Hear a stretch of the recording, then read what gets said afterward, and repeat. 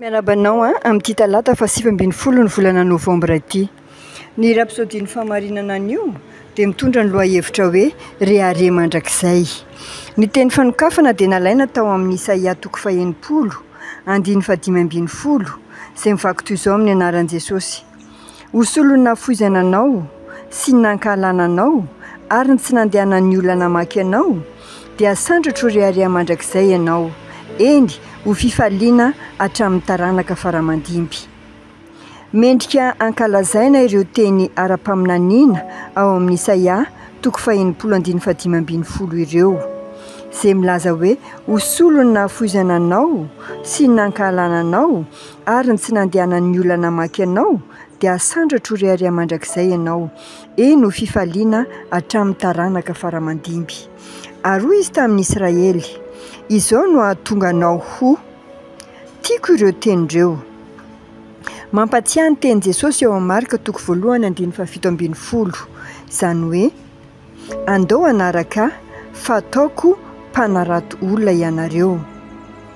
Tsy mila miady mafy ianao mba ho tonga na inona rehefa manara-diny Tompo. Izy no mana-tanteraka.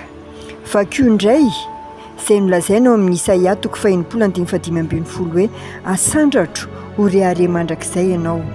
Izany ny drafitr'Andriamanitra, ny ahatonga ny fiangonana, isika tsirairay izany ho ambony mandrakizay, goavana izany fisainana izany. Midika izany fa isika no rehare amin'izao vanim-potoana izao, mangataka amin'Andriamanitra mba ho takatry ny fiangonana tanteraka ny dikan'izany. Izao no lazain'ny Baiboly jiosy amin'ny dika teny hafa: efa nafoy sy nankalaina ianao fahiny, ka tsy nisy nandalo teo aminao, fa ankehitriny kosa ataoko rehare mandrakizay ianao, ho fifaliana hatramin'ny taranaka faramandimby. Ianao no fifalian'ny taranaka maro. Izany no lazain'Andriamanitra momba anao. Izany no tanjony ho an'ny fiainanao. Minoa ary miasa arak'ireo teny ireo. Amafiso fa ianao dia arak'izay lazain'Andriamanitra fa ianao.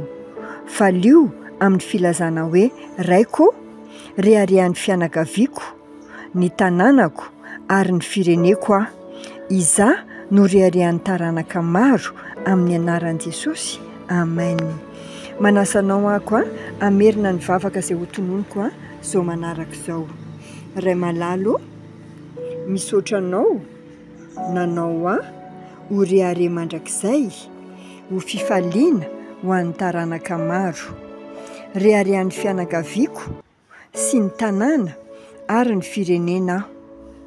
Mandeha amin'izany fahatongavan-tsaina izany ary feno ny voninahitra.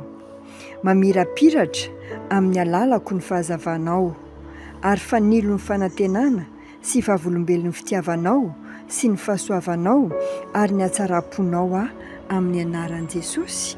Aleluia. Ho an'Andriamanitra rerian'ny voninahitra. Mankasitraka indrindra Tompo.